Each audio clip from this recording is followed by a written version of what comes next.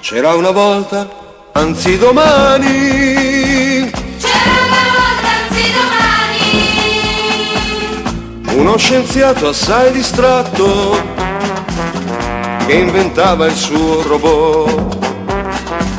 Ma tra le schede perforate andò per sbaglio e per errore la foto di una ballerina che aveva amato in gioventù.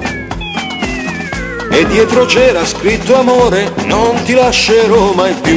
ma l'amore che cos'è? Ma l'amore che cos'è? So che adesso è fuori moda, ma era molto e molto in voga nel 1923.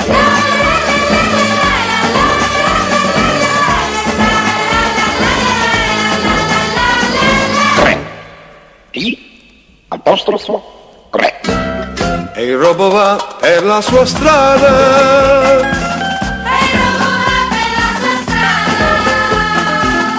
nella memoria sua centrale una farfalla fa bip bip. E lui la cerca e non la trova, il nostro povero robot.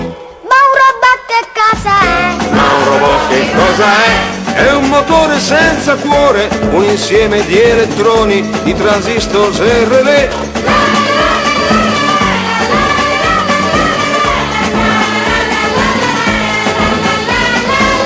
Robo, virgola, do. E cerca che ti trovo.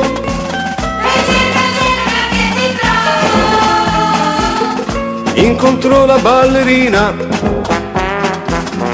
e di lei si innamorò. Ma il suo testone elementare confonde un cavolo e una rosa, un carro armato ed una sposa, la limonata e la pipì.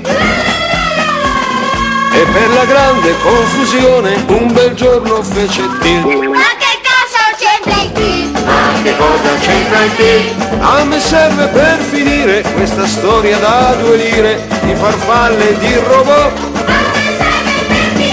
A me serve per finire questa storia da 2 lire di farfalle e di robot. La la la la la la la la la.